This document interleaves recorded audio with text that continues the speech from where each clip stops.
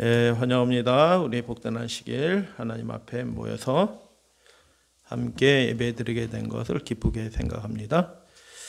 예전에 우리 구도자들과 우리 믿음의 가족들과 함께 부부 동반으로 해서 필리핀을 한번 휴가차 또 이렇게 전도회 차 이렇게 해서 간 적이 있어요. 근데 필리핀에 우리 한인 분들의 안내를 받아서 이렇게 그곳에서 휴양차 이렇게 좋은 곳을 이렇게 다니게 되었는데요. 한인이잖아요. 거기도 한인 커뮤니티가 있어요. 추석 껴서 갔어요. 추석 껴서 갔는데 그래갖고 거기 가서 물어봤죠. 추석인데 어떻게 보내셔요? 그렇게 물어봤어요. 한국 사람이잖아요. 한국 사람, 한국 커뮤니티도 있고. 근데 그분이 뭐라고 얘기하시냐면 추석 안 지켜요. 이렇게 얘기합니다. 추석이 의미가 하나도 없는 겁니다. 그곳에서는 구정도 의미가 없고 추석도 의미가 없어요. 여러분, 하나님 앞에서 우리가 잘 생각해야 될 점이 있는데 우리가 살다 보면 이런 일들이 계속 생겨요. 인간이 만든 잠시 있는 제도, 나쁜 제도가 아니에요. 뭐 추석이나 구정도 이런 것들이 하나님을 예배하는, 하나님께서 구별하신 날과 자꾸 겹쳐요. 면접 보는 일이 겹치고 시험 보는 일이 겹치고 뭐 어떤 일이 또 겹치고 명절이 겹치고 뭐 이런 일들이 자꾸 있어요. 그때 우리가 어떤 선택을 해야 되느냐? 여러분, 천국에서 구정 지키나요? 천국엔 구정이 없습니다. 천국에 추석이 있을까요? 천국에 추석 없어요. 하나님의 나라에서는 하나님께서 제정하신 그 날들과 그 절기들과 그것밖에 없는 것입니다. 그래서 하늘에서는 월삭과 매 안식일에 구원받은 모든 백성들이 새하늘과 새 땅에서 하나님 앞에 나와 이사야 66장 23절 말씀대로 경배하리라 이렇게 되어 있어요. 그러니까 우리가 이 땅, 그 하늘나라에 가려면요, 우리가 그 부분에 있어서 굉장히 분명하고 선명해져야 되는 겁니다. 세상 일과 세상 제도와 세상 절기와 뭐 세상 일들과 이렇게 우리 안식일이 겹치게 될 때 우리가 세상 일도 하고 하나님 일도 하고 이렇게 하는 일이 아니라 그 일에 있어서 선명하게 하나님의 나라를 먼저, 그의 나라와 그의 일을 먼저 구하라라고 말씀하셨으니까 그렇게 하시면 영원한 복락을 누리게 되는 사람이 돼요. 그래서 우리가 어리석기 때문에 아직 육신에 속해서 판단이 온전하지 못하기 때문에 이렇게도 했다 저렇게도 했다 이렇게 하는데 그게 이제 손해라. 지나보면 아십니다. 그게 손해라. 하나님만 온전히 향하게 되면 훨씬 더 좋은 일들이 하나님 앞으로부터 이르러 오게 돼요. 믿으시면 아멘. 그렇게 돼요. 하나님이 살아계신데 하나님을 전심으로 찾는 자들에게 하나님이 구원의 능력, 은혜의 능력, 그분의 전능하심을 나타내시는 거예요. 그래서 여러분, 세상의 것들과 하나님이 제정하신 날들과 이렇게 자꾸 겹치는 일들이 자꾸 생겨요. 근데 그때가 될수록 우리는 무엇을 해야 되냐 하면 하나님을 더 선명하게 분명하게 선택하시는 여러분들 되시기를 주님의 이름으로 축복합니다. 오늘은 너희는 세상의 빛이라 라는 제목으로 팔복 산상수훈의 말씀 이어서 이렇게 하는 시간 갖도록 하겠습니다. 어제는 너희는 세상의 소금이라 라는 말씀에 대해서 했어요. 어제 말씀도 이렇게 동영상 올려놨으니까 꼭 이렇게 들어보세요. 여러분들 이렇게 내가 성경 말씀 다 읽으면 내가 아는 말씀인데 아는 말씀 아니에요. 자세히 보시면 그 안에 깊은 것들이 많이 담겨져 있어요. 어제 말씀도 일부만 말씀드린 거예요. 사실 소금에 관한 많은 말씀이, 언약에 많은 말씀이 있는데 아주 일부 기본적인 거, 핵심적인 것만 말씀드린 거예요. 그러니까 내가 저건 나 들은 말씀, 내가 아는 말씀이라고 생각하시면 전혀 안 되고요. 하나님께서 더 밝은 빛으로 우리를 인도해 주셔요. 그래서 그렇게 생각하시고 말씀을 들으시면 좋겠습니다. 쿰란 공동체 사람들, 예수님 당시에 아주 경건한 사람들이 있어요. 이분들 아주 훌륭하신 분이고 신앙적으로 좋으신 분들이에요. 근데 예수님이 그 쿰란 공동체에 가가지고 너희들 내 제자 되라 이렇게 하지 않으셨어요. 이거 굉장히 중요한 사실입니다. 예수님이 그 좋은 굉장히 신실하고 훌륭한 종교인들이 있는데 그 사람들한테 가가지고 그 사람들을 제자 삼지 않으셨어요. 굉장히 중요한 의미입니다. 그리고 바리새인들은 그 쿰란 공동체 사람들을 자신들은 무엇이라고 생각했다고요? 불렀다고요? 빛의 아들들이라고 생각했습니다. 자신들을 통해서 하나님의 나라가 이루어질 것을 완전히 믿고 있었던 사람들이에요.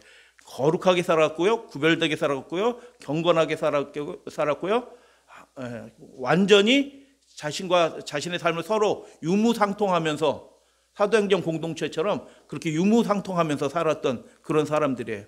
성경을 필사하고 예전에 그 율법의 문서들을 다 필사하고 사회사본이 이 사람들에 의해서 이렇게 보관되었던 거예요. 그거 아시죠? 예, 인류 역사 가운데 가장 위대한 고고학적인 발견이 일어난 사회사본을 기록한 사람들이 이 사람들이에요. 말씀에 완전히 헌신한 사람들. 그래서 거기에 꿈랑 공동체 유적지에 가면 정결례를 베푸는 침례탕도 있어요. 정결하고 거룩하게 살려고 했던 아주 훌륭한 사람들이에요.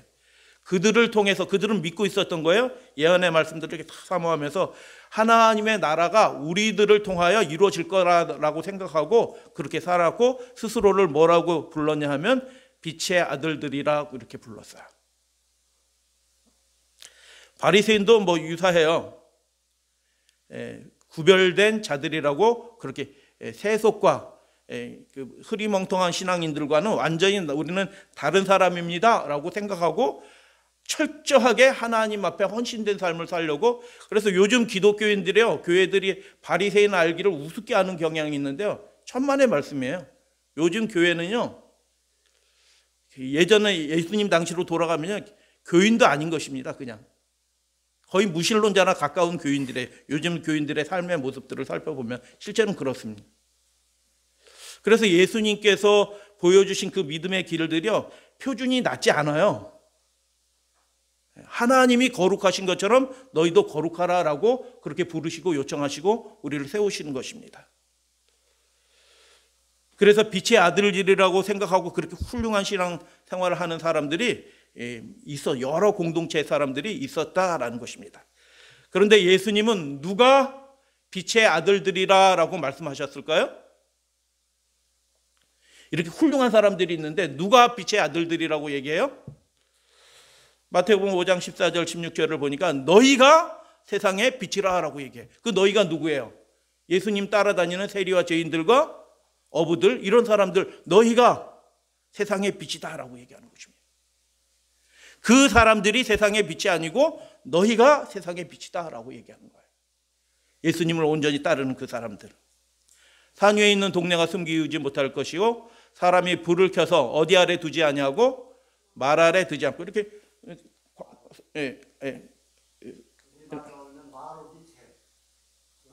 뭐 비슷한 얘기인데 여기에서는 이렇게 덮어 씌우는 거 이런 거예요. 이렇게 뭐 설명하기 좀 그런데 이렇게 망태기 같은 비슷한 거 덮어 씌우는, 불 켜가지고 불 키우는 목적이 있을 거 아니에요. 여러분, 하나님께서 복음의 빛을 비춰주시는 이유가 있어요. 그걸 감추기 위해서 하는 게 아니고 드러내기 위해서. 그래서 등불 켜놔가지고 그것을 비추기 위해서 등불 켜는 건데, 등불 실컷 켜놓고 그것을 삼태기 같은 거 이렇게 덮어 씌워놓냐? 그럴 수가 없다라는 것입니다. 등경 위에 두나니, 그래서 제일 잘 비추는 곳에 딱 올려놓는다라는 것입니다. 세상의 빛으로 택하신 그 사람들을 하나님이 어떻게 하셨냐면 그 사람을 존귀하게 하시고 힘있게 하시고 능력 있게 하셔서 그 사람의 삶을 통하여 주변의 모든 사람들에게 빛이 비춰지도록 그 사람을 존귀하게 힘있게 능력 있게 영향력 있게 하나님이 하시겠다라는 약속의 말씀이에요. 할렐루야, 아멘. 그래서 우리가 세상의 빛으로 예수님을 이렇게 온전히 순종하면서 따라가게 될 때 그 예수님이 다른 사람이 세상의 빛이 아니에요. 너희가 세상의 빛이므로 하나님이, 예수님이 그 사람들의, 예수님을 따르는, 전적으로 굴복하며 순종하면서 따르는 그 사람들을 연약하고 어리석은 판단도 해요, 때로. 그렇잖아요. 제자들이 연약해서 어리석은 판단도 하고 그렇단 말이에요. 그럼에도 불구하고 전적으로 따르는 그 사람들을 온전케 하셔서 세상에 빛되게 하신다라는 말씀이에요. 우리 스스로 빛을 내는 게 아니고요, 하나님의 영광의 빛, 하나님의 계시의 진리가 그 사람들을 통해서 나가게 되는 것입니다. 어떻게 할 때요? 예수님을 그렇게 전적으로 순종하면서 굴복하면서 따르게 될 때 그 너희들이 세상의 빛이다라고 그렇게 얘기하신 것입니다. 감사한 말씀이에요. 그래서 등경 위에 두시는 분이 누구예요? 저녁 때, 예전에 저녁 때 우리 어린이들은, 학생 청년들은 잘 모르는 남포불이라고 있어요. 남포불. 이렇게 해서 램프라고 하죠. 남포불 해가지고 제가 저녁 되면 그거 키는 당번이었어요. 이렇게 들었고 성냥 이렇게 해가지고 이렇게 들고 심지 이렇게 들으면 심지가 이렇게 나오죠. 이렇게 해서 불 이렇게 키면 불이 이렇게 딱 붙어서 이렇게 전기 안 들어올 때. 그렇게 해서 제가 불당번이었어요. 불당번. 장어봐 불 켜라 이렇게 하면 저녁 때, 저희 집은 젖소를 키웠기 때문에 밤일도 있었어요. 그렇기 때문에 이렇게 해서 이렇게 올려서 불 켜 이렇게 해서 보면, 그럼 그걸 가지고 어디다 둘까요? 장로님 말씀대로 마루 밑에 넣어놓지 않고 그걸 제일 잘 비치는 곳에 딱 걸어둬요. 왜요? 다 비춰야 되니까. 난포불 뭐 수십 개 킬 수 없으니까 제일 잘 비치는 곳에 딱 들어 놓은 곳입니다. 너희는 세상의 빛이다라고 하시고, 그 너희를 하나님께서 어떻게 하셔요? 관리도 안 하시고 내버려 두어서 그냥 알아서 살아라 이렇게 아니고, 그 삶을 하나님이 인도하시고 돌보셔서 그 삶을 존귀하게 해주셔요. 믿으시면 아멘.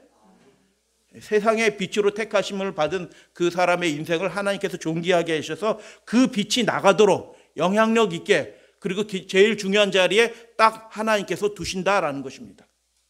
등경 위에 두나니 하나님께서 두시는 거예요. 그래서 우리의 인생의 주인이신 분이 누구셔요? 하나님이셔요. 하나님 손에 붙들려진 인생이 된 사람들은 빛이 나갈 수 있도록 해서 영향력 있는 사람이 되고 중요한 자리에 가도록 하나님께서 그렇게 하시고, 외모로 그렇게 되는 게 아니에요. 자기 실력으로 그렇게 되는 게 아니고요. 하나님이 그렇게 해주신다라는 것이에요.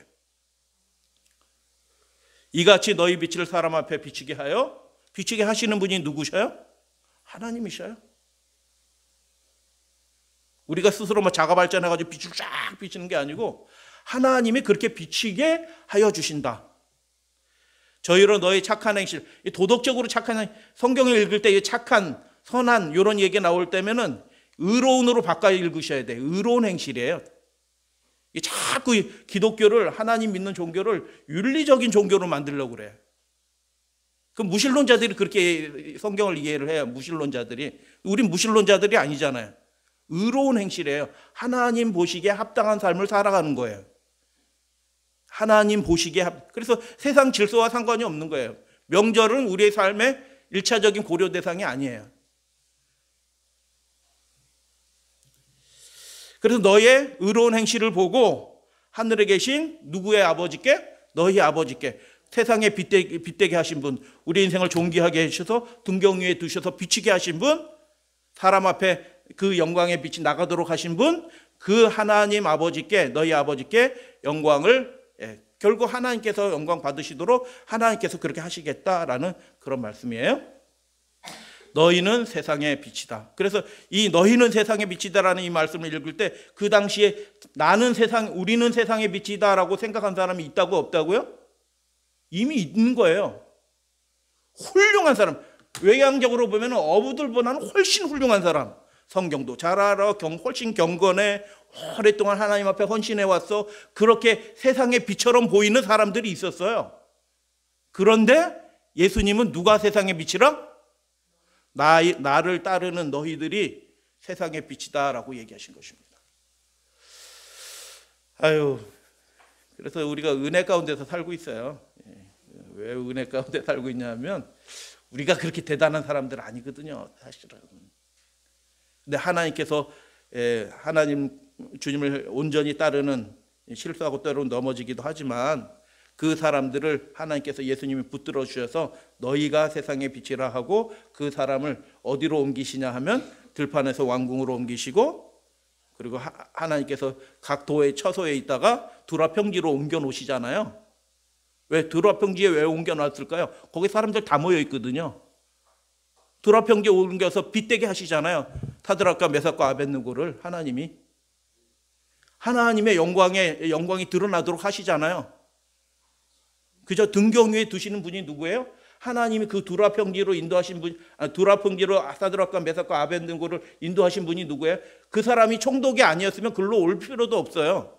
총독이 되었기 때문에 글로 그렇게 된 거예요. 총독 되게 하신 분도 하나님이시고 두라평지로 인도하신 분도 하나님이시고 그곳에서 다 절하게 될 때 거기서 하나님의 말씀대로 하나님의 의로운 행실이에요. 의로운 행실대로 하나님의 계명대로 하나님의 계명을 최우선으로 삼고 딱 서 있도록 하신 분도 하나님이셔요. 사랑하고 축복합니다. 우리가 때로 실수해요. 제가 다 이해합니다. 우리가 연약하기 때문에 우왕좌왕도 하고 실수도 하고 세상 욕심도 들어오고 막 이렇게 해요. 그런데 우리를 세상의 빛으로 삼으신 분은 하나님이시고 우리의 삶을 어디로 인도하신다? 등경위로 결정적으로 빛을 주실 때 모든 사람에게 그 빛이 나갈 수 있도록 하나님께서 그렇게 인도하신다. 사드락과 메삭과 아벳느고를 그 두라평지 죽음의 곳인 것처럼 보여요. 근데 그리로 인도하신 분은 누구이시다? 그것이 등경위예요. 등경위. 모든 사람이 다 보도록 그 빛이 비치도록 그렇게 하신 분은 하나님이셔요. 내 의의가 드러나는 게 아니고요. 하나님의 구원의 능력이 드러나는 거예요. 그게 의예요. 하나님의 의의가 드러나도록 그렇게 하시는 것입니다. 내 결심이 드러나는 게 아니고요. 하나님이 우리를 그렇게 인도하시고 등경위에 두시고 우리를 구원하실 것을 믿음으로 고백하고 절하지 않고 풀무불에 던져서 죽인다고 하는데도, 그래서 여러분 너희는 세상의 소금이다 라고 말씀하신 거, 말씀이 무슨 뜻이에요? 너희는 세상의 설탕이 되라는 뜻이 아니에요. 그냥 좋은 사람 되라는 뜻이 아니라, 이 착한 행실을 하면 좋은 사람 되라는 뜻으로 자꾸 이해를 하는데, 너희는 세상의 설탕이 되라고 말씀하지 아니하시고 너희는 세상의 소금이 되라고 말씀하셨어요. 소금을 대신할 수 있는 것은 없어요. 근데 설탕을 대신할 수 있는 것은 많아요. 그냥 좋은 사람 되라는 뜻이 아니고 하나님 앞에 대체 불가능한 언약의 사람이 되어주세요 라고 얘기하는 거예요. 하나님과 언약 맺은 사람이에요. 무슨 일이 있어도 하나님의 계명을, 하나님의 명령을 최우선으로 삼는 언약의 백성이에요. 그래서 그들이 때로 연약하고 실수도 하고 혼동도 하고 그래서 넘어지기도 하지만 예수님께서는 그 사람을 하나님의 그 나라와 그 언약의 백성으로 삼아주신 그 어부와 제자들을 하나님께서 뭐라고 말씀하시면 너희가 세상의 빛이다 라고 얘기하는 거예요. 하나님이 그렇게 하신 거예요. 그래서 여러분 제7일 안식일 예수 재림교회가 우리의 영광에 우리의 빛을 비치는 게 아니고요. 세상의 빛으로 삼으신 분이 하나님이셔요. 그래서 그 일들을 하도록 온 나라와 족속과 방언과 백성에게 영원한 복음을 전하도록 몇 나라에게 전하는 게 아니고요. 전 세계 모든 나라에 복음을 전하도록 그렇게 하신 분이 있어요. 누구예요? 등경위에 그 빛을 두신 분, 온 세상에 복음을 전하게 하신 분 누구예요? 하나님이셔요. 인간의 힘으로, 인간의 노력으로 된 게 아니고요. 하나님의 영의 역사들이 있어서 그렇게 된 것입니다. 예수님이 오실 때가 다 되었어요. 그래서 우리의 의로운 행실은 뭐냐면 하나님 말씀대로 그대로 사는 거예요. 세상의 질서와 세상의 절기들과 세상의 명절을, 세상의 명령들과 세상의 제도에 따라 살아가는 게 아니라 하나님의 말씀과 언약의 계명대로 그대로 순종하면서 살아가는 그 의로운 행실을 보고 신앙생활은 저렇게 하는 거구나 하고 영광을 돌리게 하라. 우리가 그렇게 하지 못할지라도 우리를 붙들어 주신 분이 계셔요. 세상의 빛으로 삼으신 분이 있어요. 등불을 붙여서 등경에 두시려고 하시는 분이 계셔요. 그렇게 하실 것이다 라는 것입니다. 요한일서 1장 5절 다 같이 읽겠습니다. 시작. 하나님은 빛이시라. 하나님은 빛이셔요. 그러면 그분의 자녀들은 빛의 자녀들인 것입니다. 하나님을 믿는 사람들은 이 세상에 좋은 사람들이 많이 있어요. 저는 운동권 아이들 가운데서 아주 좋은 아이들이 많이 있어요. 양심적이다. 불교인들 가운데서 정직하고 깨끗하게 살아가는 사람들 많이 있어요. 하나님을 안 믿는 사람들 가운데서도 정직하고 정의롭게 살아가는 사람들이 많이 있어요. 그런데 그 사람들은 빛의 자녀들이 아니에요. 왜요? 하나님과 언약이 무엇인지 모르거든요. 그 사람들은 세상의 빛이 될 수가 없어. 세상의 소금이 될 수가 없어. 왜요? 하나님과의 언약이 뭔지 모르고 살아가는 사람들은 하나님의 나라의 세상의 소금이 될 수가 없다니까요. 그 언약의 백성이다라는 것입니다. 예수님의 말씀에 보면 예수님이 한 40여 가지 그 비유의 말씀을 주셨는데 그 비유의 말씀이 쉬워요. 일단 쉬운데 자세히 보면 그게 간단한 말씀들이 아니에요. 굉장히 깊은 말씀이고요. 그분의 사역과 그분의 다른 말씀들과 그리고 요한계시록 예언의 말씀들과도 다 연결이 되어 있어요.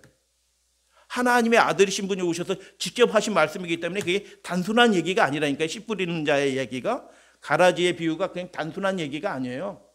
감추인 보화가 그냥 단순한 얘기가 사실은 아니에요. 값진 진주를 찾는 그 장사꾼의 비유가 그냥 단순한 얘기가 아니에요. 세상의 소금이다. 소금, 어제 말씀드렸어요. 소금은 뭐야? 제가 초등학교부터 대학교 청년 시절 때까지 계속 들은 얘기가 그 얘기예요. 소금은 세상을 부패하지 않게 하는 것이다. 그 설교를 극동방송에서도 계속 들어요, 요즘에도. 근데 그런 말씀이 아니다라는 겁니다. 예수님의 말씀을 자꾸 인간 수준으로 끌어갖고 좋은 사람 되라는 거고 자꾸 가리키고 있어요, 이 세상이요.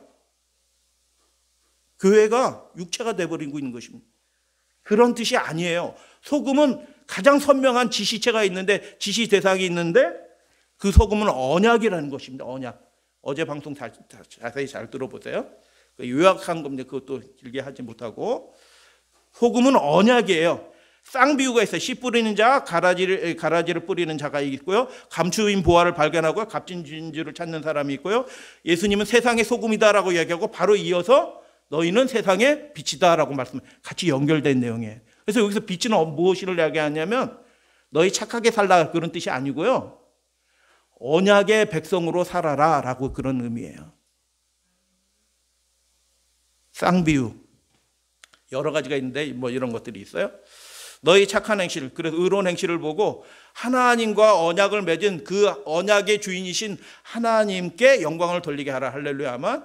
그래서 세상의 빛이라고 하신 이유가 있네요. 빛과 어둠은요 완전히 다릅니다.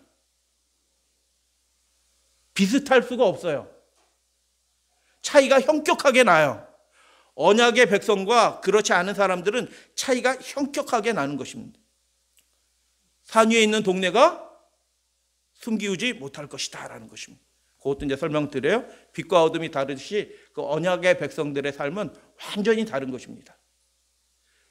그래서 다니엘의 세 친구 보세요. 빛이에요. 빛의 아들들이에요. 다른 사람들은 다 엉거주춤 다 절해요. 다 절하는데 그 사람들은 하나님의 계명을 지키기 위해서 죽어도 괜찮아요 하고 딱 서 있잖아요. 완전히 다른 것입니다. 소금의 삶과 빛의 삶은, 언약의 백성의 삶은 완전히 다르다. 만약 그리스도인이 어떤 인간적인 활동에 방한 모든 사람에게, 집안 모든 사람에게 비추는 빛이다 라고 예수님이 말씀하셨어요. 만약 그리스도인이 그냥 종교인이 아니에요. 하나님과 언약 맺은 사람이에요. 어떠한 인간적인 활동에 전력을 다하여 일한다면 그는 다른 사람들과 다를 바가 없다는 것입니다. 절에 다니는 사람도 착하게 살려고 애써요. 교회 안 다니고요. 무신론자들도 나름대로 의미 있게 살려고 애를 쓴다니까요. 그냥 인간적인 활동에 전력을 다해서 하면은 그 사람은 육신적인 다른 사람들과 다를 바가 하나도 없다. 그의 노력도 다른 사람의 노력과 별 다를 것이 없다라고 말씀합니다. 그러나 그가 그리스도인으로서 다른 사람이 대체할 수 없는 그 특별한 역할을 수행한다고 하면 기도하는 겁니다. 우리 교회에 기도하시는 분들이 계셔요. 이 나라와 민족을 위해서, 교회를 위해서 기도하는 분들이 이 교회에 계셔요. 기도를 받으신 분이 누구셔요? 하나님이셔요. 그분이 일하셔요. 그래서 역사가 바뀌는 것입니다. 7인을 떼실 때 5번째 인을 떼는데 제단 아래서 기도하는 사람들이 있어요. 그 사람들이 기도해가지고 7나팔의 역사들이 쫙 진행이 되는 거예요. 마지막 종말의 역사가, 구원의 역사가 이루어지는 것입니다. 그래서 여러분, 그리스도인 언약의 사람들만 할 수 있는 특별한 그 역할들이 있다. 그 역할을 잊어버린 사람은 맛을 잃은 소금이 되는 것이고요. 그럼 어둠이 되는 것입니다. 빛이 꺼진 등불과 같은 사람이 되는 것입니다. 근데 그 역할들을 수행한다고 하면 그 사람을 통해서 하나님께서 인류 역사를 바꾸시겠다. 여러분, 다니엘서 9장에서 누가 기도해요? 그 당시에 기도한 사람은 그 이스라엘 유대 나라의 회복을 위해서 기도한 사람은 몇 사람 있어요? 딱 한 사람입니다. 다니엘서 9장 보세요. 근데 그 한 사람의 기도를 들으시고 하나님이 역사를 바꾸시는 것입니다. 그 사람이 언약의 그 사람이 하나님과 연결된 삶을 사는 그 언약의 그 사람이 그 사람만 할 수 있는 그 역할을 하게 될 때 하나님께서 역사하셔서 인류 역사가 바뀌어지는 것입니다. 그래서 그리스도인은 선한 사람이 착한 사람이 되라 이게 아니에요. 소금은 너희는 세상의 설탕이 되라 이런 뜻이 아니고 언약의 사명을 수행하는 누구도 대신할 수 없는 그 일들을 너희가 해야 된다라고 얘기하는 것입니다. 여섯 번째 인을 떼실 때, 이게 다 원고에 없는 얘기인데 그냥 말씀을 받아서 그냥 말씀. 여섯 번째 인을 떼실 때 왕과 왕족들과 부자와 장군들과 이런 사람들이 쭉 나오잖아요. 그 사람들이 대신할 수 없는 역할들이 있다니까요. 계시록 그게 6장이에요. 계시록 7장에 뭐가 나와요? 세상에 빛된 사람들의 모습들이 나타나는 14만 4천이에요. 하나님이 인도하시는 대로 어디든지 따라가는 명령대로 순종하면서 살아가는 사람들이 있는 것이에요. 그들이 세상의 소금이고요, 세상의 빛인 것입니다. 그들만이 할 수 있는 그 특별한 역할을 수행하니까 세상 역사가 복음의 사역들이 이제 맞춰지는 거예요. 자연인은 그것을 아무리 설명해도 이해하지 못해요. 아니 명절에 가족끼리 모이는데 왜 교회를 가? 그 이해하겠어요? 이해 못합니다. 미쳤지 이렇게 얘기하지. 아니 명절인데 예배든 무슨 예배를 드려 가족끼리 모이는데 무슨 예배를 드리러 교회를 가? 이렇게 자연인이에요. 아직 거듭나지 않은 그리스도인이에요. 하나님과 언약이 뭔지 모르는 거예요. 아니 왜 저라면 죽는데 왜 저래? 살아남아서 좋은 일 많이 해야지. 총독으로서 해야 될 일들이 많이 있고 좋은 일 많이 하면 되지. 왜 거기다 절해서 죽어? 자연인이에요. 육체예요. 하나님과의 언약이 뭔지 몰라요. 자연인은 그것을 도무지 이해할 수 없습니다. 그러나 물론 그리스도인 선행에 힘쓰고 당연히 그렇게 하는 겁니다. 전력을 다해 신앙적인 활동이나 사회 활동에 열중할 수 있습니다. 이거 안 하는 게 아니에요. 그러나 고유한 역할들이 있다는 것입니다. 그리스도의 언약의 백성들이 소금의 직분을 맡은 빛의 직분을 맡은 그 언약의 백성들이 하는 고유한 역할들이 있다. 그러나 그런 일들을 열심히 하는데 무엇은 하지 않아요?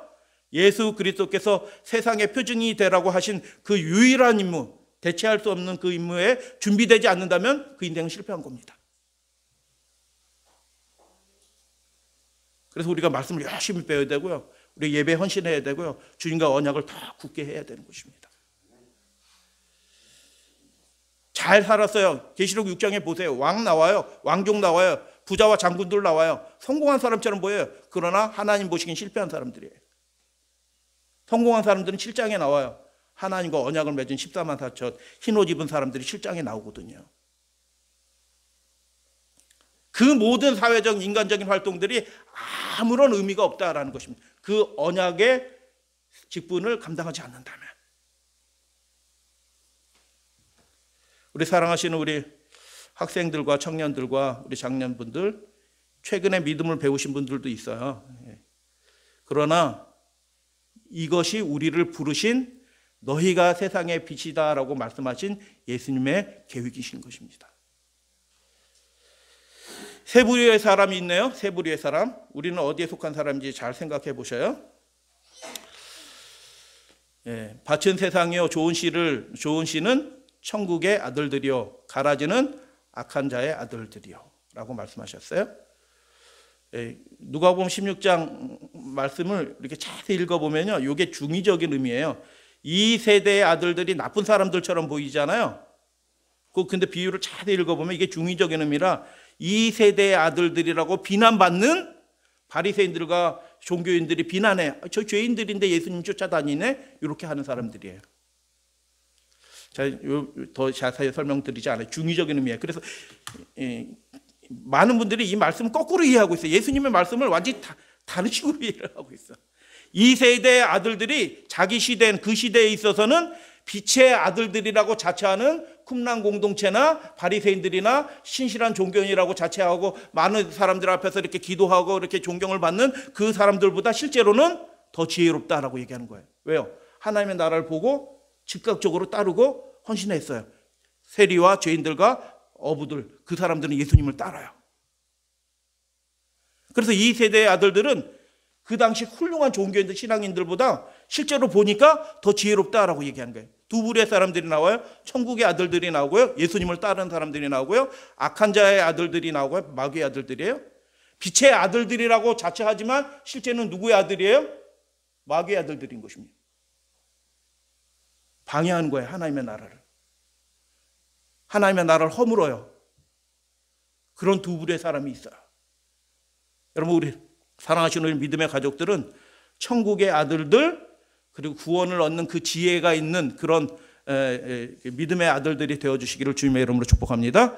세 부류의 사람이라고 말씀을 드렸어요. 사도행전 13장에 보니까 바울과 바나바가 선교할 때 이런 일이 벌어져요. 하나님의 능력, 복음의 역사들이 확 일어나니까 마귀가 어떻게 해요? 마귀도 같이 일어나는 겁니다. 우리가 믿음의 부흥이 확 일어나면 마귀도 방해하려고 같이 일하고 회방하고 미혹하는 일들이 같이 생겨나요. 자세히 영으로 판단해 보시면 느낄 거예요. 내가 하나님의 진리의 길로 이렇게 믿음의 길로 더 나아가려고 딱 하는 순간 다른 일이 다 한꺼번에 또 생겨요. 마귀가 항상 그렇게 합니다. 예외 없이 그렇게 합니다. 왜? 구원받는 사람들을 무너뜨리기 위해서. 박사엘루마가 어떻게 하냐면 그 전도자들을 대적하여 총독으로 하여금 믿지 못하게 어떻게 한다고요? 힘쓴대요. 마귀가요, 대충 살지 않습니다. 전력으로 구원의 길로 나아가고 세상의 빛의 역할을 감당하지 못하도록 마귀가 그것을 방해하느라고 힘쓰는 겁니다. 우리 삶에 개인적으로 그런 일들이 다 벌어져요. 근데 우리를 붙들고 계신 분은 누구이시다? 하나님이셔요. 등경 위에 두실 분은 누구이시다? 하나님이셔요. 집안 모든 사람에게, 세상 사람에게 비치게 하실 분은 누구이시다? 하나님이셔요. 할렐루야, 아멘. 하나님이 이기시는 겁니다, 결국. 모든 괴계와 악행이 가득한 자의 마귀의 자식이요 라고 얘기하는 거예요. 악한 자의 아들들이요, 자칭 빛의 아들들이라고 얘기하는 그런 사람들이에요. 마귀의 자식이요, 모든 의의 원수이며 주의 바른 길을 어떻게 해요? 자꾸 이렇게 섞어버리는 거예요. 섞어가지고 이것도 뭐 괜찮지 않아, 이것도 말해. 그게 아니거든요. 하나님의 말씀은 분명해요. 어린아이들도 깨달을 수 있어요. 그것을 굽게 하게 자꾸 이렇게 방해를 하는 것입니다. 그래서 세 부류의 사람이 있네요. 천국의 아들들이 있고요. 구원을 딱 목회하고 예수님을 전적으로 따르는 그 시대의 아들들이 있었고요. 바울과 사울과 바나바처럼 열심히 복음을 전하는 사람들이 있고요. 한편에 마귀의 종이 돼서 쓰여지는 사람들이네. 악한 자의 아들들이라고 얘기하고요. 자칭이라는 말을 넣어서 읽어야 돼요. 빛의 아들들이라고 자기가 얘기하고 있어요. 예. 누구도요? 사두개인이나 바리새인이나 그 SNF나 그리고 그 쿰란 공동체 사람들 다 자기가 빛의 아들들이라고 생각해요. 근데 그 사람들이 어떻게 하고 있어요? 예수님을 대적하고 있는 것입니다. 그래서 자칭 빛의 아들들이에요. 나 예수님을 열심히 믿어라고 얘기하는데 실제로는 하나님의 나라를 회방하고 있는 겁니다. 그런 일들이 지금 마지막 시대도 벌어지고 있어요. 지혜 있는 자는 들을지어다. 예수님이 요한계시록에서 그렇게 말씀하셔요. 그 지혜가 뭐게요? 그것을 분명하게 깨닫는 것이 지혜예요. 다 교회라고 얘기해요. 다 하나님이라고 믿어요. 그러나 진짜 하나님의 백성은 따로 있어요. 그래서 지혜가 여기 있으니 요한계시록에 그 말씀을 그렇게 666과 관련돼서 그렇게 말씀하시는 거예요. 그래서 두 부류가 딱 있는데 이 사람들은 하나님의 나라를 대적하고 진리의 빛이 비치지 못하도록 자꾸 회방하고 섞고 이렇게 망가뜨리고 하는 일들을 해요.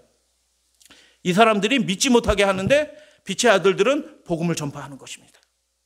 등경 위에 하나님이 두시는 것입니다. 그 빛이 비춰지도록. 근데 중간에 있는 낀 사람이네. 세 부류의 사람이 있어요. 듣는 사람이 있어요. 그 사람들은 선택해야 되는 것입니다. 천국의 아들들이 될 것인가? 악한 자의 아들이 될 것인가? 그래서 세 부류의 사람이에요. 여러분은 천국의 아들들이에요? 듣는 사람들이에요? 악한 자의 아들들이에요? 대답 안 하셔도 돼요. 우리는 다 천국의 아들들이에요. 할렐루야 아멘. 우리의 연약함을 자꾸 보시면 안 돼요. 우리의 실수한 거 과거의 경험을 자꾸 보시면 안 되고 우리를 택하신 분이 누구이시다? 하나님이셔요. 그리고 우리를 다시 온전케 해가지고 그 빛이 선명하게 비치도록 등경에 두실 분이 누구이시다? 하나님이셔요. 우리는 빛의 아들들, 천국의 아들들이다. 그렇게 하나님께서 불러주셨다. 그래서 사명을 감당하는 자가 되도록 하시는 분이 하나님이셔요. 세상의 빛이라. 산 위에 있는 동네가 어떤 동네예요? 산 위에 있는 동네가 숨기우지. 이게 무슨 뜻이에요? 너희가 세상의 빛이다라고 말씀했는데 산 위에 있는 동네가 숨기우지 못할 거예요. 산 위에 있는 동네가 뭔데 숨기지 못해? 이게 좀 생각해 보세요. 이렇게 빛을 비추는데 산 위에 있는 동네가 이게 도대체 무슨 뜻이야?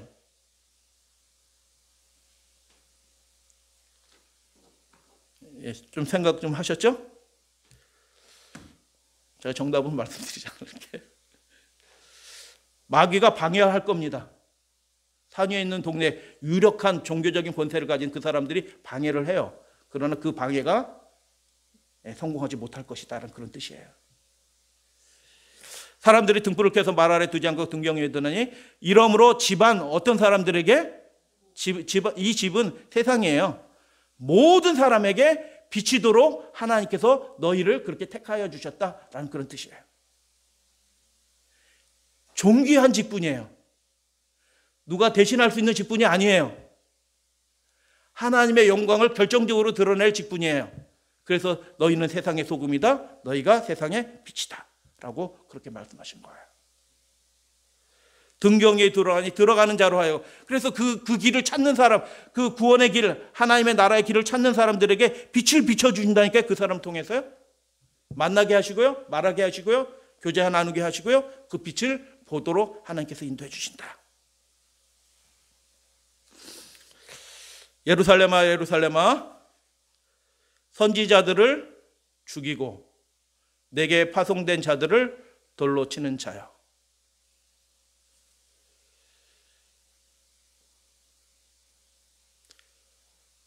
선지자들 보내신 분이 누구셔요?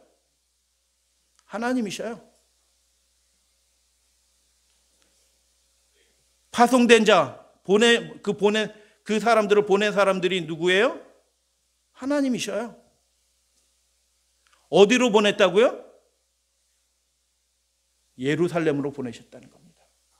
하나님을 믿노라라고 하는 그 사람들이 사는 그 최고로 하나님 잘 믿는다고 생각하는 그곳에 하나님이 선지자를 보내고 하나님의 사람들을 파송하셨다라고 얘기하는 거예요. 근데 그들이 어떻게 대접했다고요? 하나님이 보내셨는데 야, 네가 왜 갑자기 그래? 이렇게 하고 거부하는 겁니다. 네가 뭐 대단한 사람 됐다고? 그래서 거부하는 겁니다. 나사렛에서 무슨 선한 것이 나겠느냐?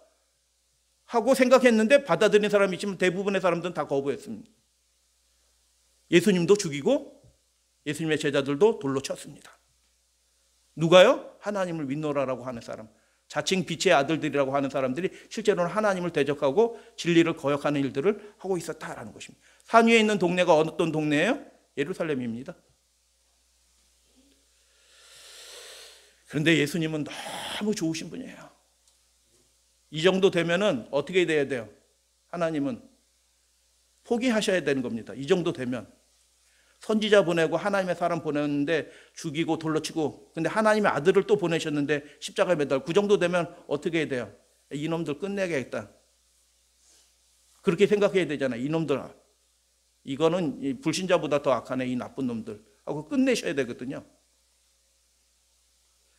근데 하나님은 어떻게 해요? 그들을 어찌하든 그래서 구원하시려고 그래. 그래서 산 위에 있는 동네가 숨기지 못할 것이요. 그 예수님이 제자들을 통해서 다시 회복시키고 그들이 등경 위에 두신 분이 누구예요? 그들로 하여금 그 예루살렘에 빛이 비춰지도록 하나님께서 역사하셔요. 그게 오순절의 역사인 것입니다. 그래서 예루살렘에서 구원이 시작하도록 하나님 하신 거예요. 할렐루야 아멘. 그래서 우리는 희망이 있는 거예요. 왜요? 우리는 포기해요. 그 정도 되면 저 나쁜 놈 저주받아서 죽어라. 저 정도 불신하고 거듭 얘기했는데도 계속 그냥 육신의 일을 계속 하나님의 계명 지키지 못하고 계속 육신의 일을 반복하는 그 사람들, 아유 이제 포기해야지. 안 돼. 구원 받든지 말든지 알아서 하라고 그래. 이렇게 하고 싶은데 예수님은 어떻게 해요? 그래도 붙들고 계신 거예요. 그 하나님의 백성들을 통해서 빛이 비춰지도록 하시는 거예요. 그래서 예수님이 제자들에게 갈릴리에서 500여 제자들에게 나타나셨을 때, 예수님이 그 500여 제자들에게 부활 후에 나타나실 때 예수님이 제자들에게 뭐라고 얘기하셨어요? 제자들에게 뭐라고 얘기하셨죠? 예루살렘을 떠나지 말라라고 얘기하는 겁니다. 그래서 갈릴리에서 아주 신속하게 예루살렘까지 다시 모이는 겁니다. 그때 모인 사람이 120명이에요. 그래서 빛은 등경, 빛의 역할을 하는 사람들이 등경이고요. 그 등경 역할을 하는 사람들 선지자들이고요. 하나님께서 보내신 사람이고요. 하나님의 나라를 위해서 직분 맡은 사람들이에요. 할렐루야 아멘. 그럼 여러분 이 교회에서 직분 맡은 거는요, 교회에서 준 게 아니라니까요. 하나님이 주신 거예요. 이 교회에서 예배 드리는 예배 참여하는 모든 일들이 교회 일이 아니라니까요. 하나님의 일이에요. 하나님이 그렇게 하라고 보내신 거예요. 이 시대에 우리를 그렇게 택하신 거예요. 그 역할들을 하도록 하나님께서 그 사람들을 훈련시키고 준비시켜서 넘어지면 다시 하고 뭐 더러운 거 묻으면 다시 정결케 하고 세상 욕심이 우리 속에 들으면 성령으로 다시 내쫓고 잡담구사님 잔뜩 쌓아놓으면 성령의 불로 태워주셔서 시련과 환난과 어려움을 통해서 태워주셔서 순전하게 하신 다음에 결정적으로 온 세상에 빛을 비치는 영원한 복음을 전하도록 하나님께서 그렇게 하시는 거예요. 그들이 어떻게 될까요? 다 같이 읽겠습니다. 데살로니가전서 5장. 데살로니가서가 재림에 관한 얘기인지 아시죠? 데살로니가전서 4장 재림장이잖아요. 재림장. 다 같이 읽겠습니다. 형제들아 시작. 형제들아 너희는 어둠에 있지 아니하며 그 날이 도적과 같이 너희에게 임하지 못하리니 너희는 다 빛의 아들들이요 낯의 아들들이라. 우리가 밤이나 어둠에 속하지 아니하나니. 그 날이 어떤 날이에요? 하나님이 그분의 영광의 빛을 드러내시는 날이에요. 죄인들이 그 영광의 빛 가운데 소멸되는 날이에요. 근데 그 날이 빛의 아들들에게는 올 때가 되었다라는 것을 빛의 아들들은 다 깨닫는 것입니다. 그래도 그들이 그의 삶을 어떻게 해요? 하나님의 제단에 제물로 드려서 하나님이 그들을 취하셔서 제단의 그 등불처럼 그래서 드시는 것입니다. 이 세상의 등불로 드는 것입니다. 너희는 빛의 아들들이야. 그래서 그 날을 너희들은 그 날이 다 되었다는 것을 그 사람들은 알기 때문에 영원한 복음을 하나님의 나라 복음을 전하고 힘쓰는 일에 자신의 삶을 다 드려요. 바울은 그 일에 자신의 삶을 다 드린 것입니다. 그래서 바울이 편지 14권의 편지 쓸 때 그 맨 앞에서 계속 반복되는 얘기 뭐예요? 나 바울은 뭐라고 얘기해요? 예수 그리스도의 종된 바울이다 이렇게 얘기하는 거예요. 종이 뭐예요? 자기 뜻대로 하지 않아요. 종은. 하고 제가 그 말씀을 읽으면서 이거 회개해야 되는 거구나. 내가 원하는 대로 내 방식대로 너무 많이 하는 거예요. 종은 자유의지가 없어요. 그분의 명령대로만 사는 거예요. 근데 요즘 세속화된 인본주의의 세상 속에서 사니까 자꾸 자기 중심으로 살아가요. 개인주의예요. 근데 바울은 뭐라고 했냐면 나는 예수 그리스도 종이다. 내게 선택권이 없어. 주님께서 하라고 하신 일을 내가 전적으로 그 일을 다 할 뿐이야. 라고 그렇게 얘기하는 것입니다. 그 사람이 세상의 빛입니다. 그 사람이 세상의 소금이에요. 나이스한 사람이 아니라니까요. 좋은 사람이 아니고요. 세상의 설탕이 아니라 세상의 소금이에요. 어둠이 아니라 세상의 빛이에요. 완전히 다른 것입니다. 그런데 그 사람들에게 그날이 예수님이 오신 영광 중에 오신 그날이 도적과 같이 임하지 못할 것 같다. 그래서 빛의 자녀들은 놀라지 않을 것입니다. 왜요? 예수님의 재림이 갑자기 오지 않아요. 7 재앙이 갑자기 닥치지 않아요. 이제 예수님이 지성소에서 나오실 때 그 음성을 들어요. 그 빛의 아들들은. 잘 생각하셔야 돼요. 예수님이 지성소에서 마지막 중보 사업을 마치시고 나오셔서 의로운 자는 계시록 22장 말씀대로 의로운 자는 그대로 의롭고 불의한 자는 그대로 불의를 행하게 하라라고 하는 그 음성을 그 빛의 아들들은 듣는 거예요. 복음에 헌신하던 사람들은 들어요. 애들도 듣고요. 노인들도 들어요. 다 준비된 사람들은요. 그래가지고 예수님이 오실 때가 거의 다 되었구나. 길지 않구나. 얼마 남지 않았구나를 알아요. 7 재앙이 벌어지지만 그게 길지 않고 예수님이 곧 오실 때를 알아요. 자, 우리 다 같이 마음을 주목하시고 눈을 떠서 주목하셔서 마태복음 13장 말씀 다 같이 읽겠습니다. 시작. 그때 의인들은 자기 아버지의 나라에서 해와 같이 빛나리라. 귀 있는 자는 들을지어다. 아멘. 해와 같이 빛나게, 세상의 빛의 역할을 하다가 아버지의 나라에 들어가서도 빛의 역할을 하는 것입니다. 이게 뭐 공통점이 있는 거예요, 사실은. 그래서 빛의 아들들은 하나님께 더 큰 영광을 돌리게 되는 것입니다. 하늘에서도 하나님이 어떻게 우리를 사랑하셨는지, 어떻게 구원하셨는지, 하늘나라에서도 우주의 여러 타락하지 않은 다른 별들을 가면서 하나님의 구원의 역사를 증거하는 그 일에 그 사람들이 다섯 성읍, 열 성읍을 받아서 그 나라를 받아서 그 일들에 직분을 받아서 쓰임을 받는 것입니다. 할렐루야, 아멘. 그래서 자기 아버지의 나라에서 해와 같이 빛난다는 얘기는 무슨 뜻이냐면, 그들이 새 직분을 받아서 이 땅에서 그렇게 직분을 충성되게 빛의 역할을 하던 그 사람들이 하늘에 가서도 새 직분을 받아서 그 존귀한 그 사역들을 하늘에서도 계속하게 된다라는 것입니다. 축복합니다. 그래서 이거는 너무너무 존귀한 일로 우리가 부름을 받은 거예요. 누가 세상의 빛이라고요? 아유, 장로님이 세상의 빛이에요. 나는 아니에요. 이렇게 얘기하시면 안 돼요? 아유, 목사님만 하시면 되지 뭐 저희까지 세상의 빛하면, 너희가 세상의 빛이다라고 얘기하는 겁니다. 근데 그 너희가 세상의 빛이라고 말씀하실 때 이 말씀은 현재 시제로 되어 있어요. 우리가 더 잘 준비한 다음에 세상의 빛 되는 게 아니고, 언약을 맺고 주님을 전적으로 따르는 그 순간부터 세상의 빛이에요. 믿으시면 아멘. 그래서 계속 배우는 거예요. 빛이에요. 이미 빛. 달라요. 어둠과 빛이 다르듯이 언약을 맺고 주님을 전적으로 따르는 그 순간부터 이미 세상의 빛이에요. 그들이 어떻게 살 거예요? 비록 제자들이 갈릴리 출신의 어부들의 초라해요. 세상적으로 내세울 거 없어요. 여기서 세상적으로 내세울 거 있는 사람 좀 나와보셔요. 근데 그 사람들을 택하신 분, 그 갈릴리 어부들을 택하신 분은 누구예요? 하나님이셔요. 그들이 여전히 약점이 있어요. 그리고 앞으로 큰 실패를 경험해요. 베드로는 예수님을 3번이나 부인해요. 근데 그들을 대체할 수 없어요. 그래서 다시 모아서 다시 시작한 게 초기 교회인 것입니다. 3번이나 부인했는데, 이거 내가 죽어도 나 따른다고 했니? 그 입의 말이 아주 생생하게 살아있는데, 바로 그날 저녁에 어떻게 해요? 예수님을 3번이나 부인하고 저주하면서 부인했단 말이에요. 그 정도 되면 끝난 거 아닌가요? 그런데도 그 연약함을 아시는 하나님이 그 사람을 대체할 수 없어요.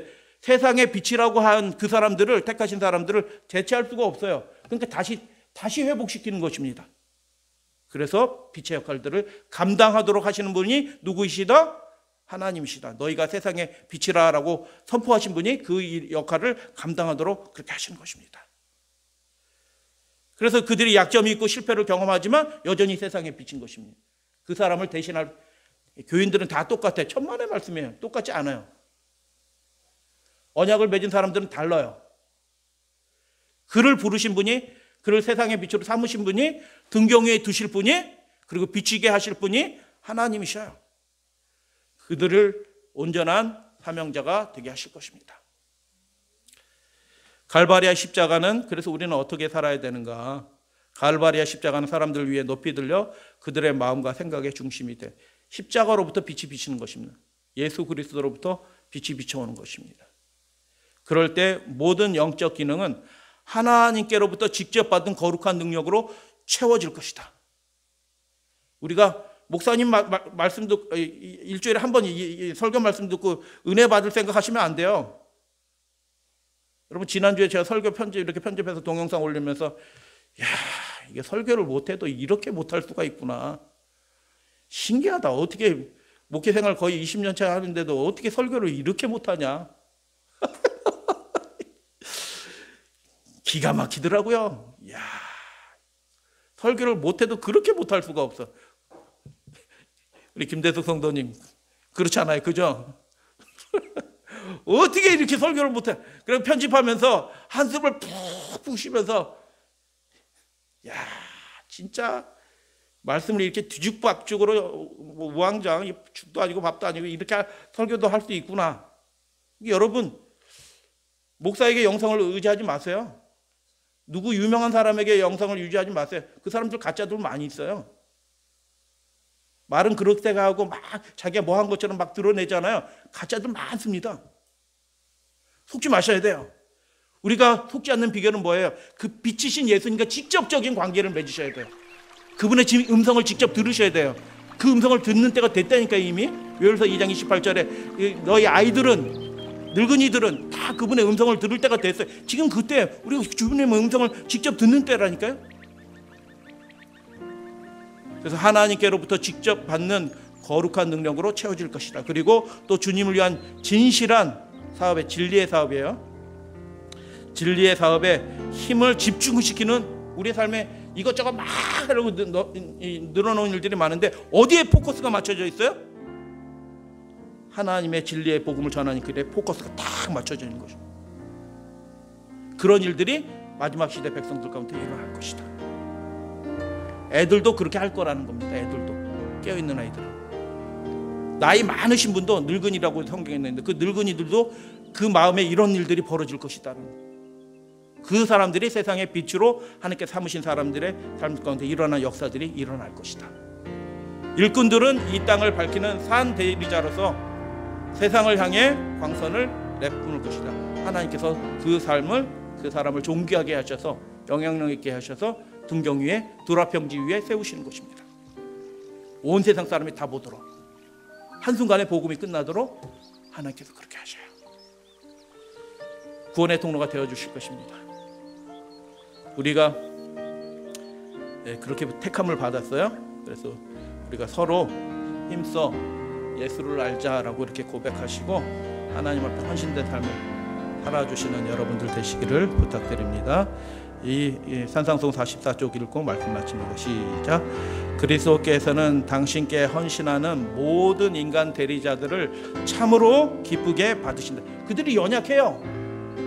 실수도 하고 바이돌처럼 크게 넘어지는 때도 있어요. 근데 기뻐하신다는 겁니다. 계속 읽어요. 시작.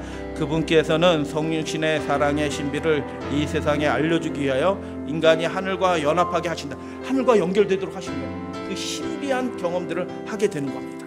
계속 읽어요. 이것을 시작. 이것을 이야기하고 노래하라. 그분의 영광의 기별을 널리 전파하고 지경 저편을 향하여 계속 전진하라. 빛과 사명 그리고 언약, 소금은 서로 연결된 개념입니다. 맛을 잃지 않은, 그 짠맛을 잃지 않는 소금은 충성된 상태를 가리키고요. 빛을 비춘다라는 것이 그 하나님과의 언약 관계가 충성된 관계 속에서 있다. 우리가 실수해도 때로 크게 넘어질지라도 주님께서 그 언약의 사명을 결국 감당하도록 우리를 결국 붙들어서 인도해 주셔서 등경 위에 존귀한 자리에 하나님께서 두신다라고 그렇게 말씀하신 그때가 되었습니다. 우리 그 언약의 축복 가운데 모두 참여하시는 믿음의 가족 되어주시기를 주님의 이름으로 축복합니다.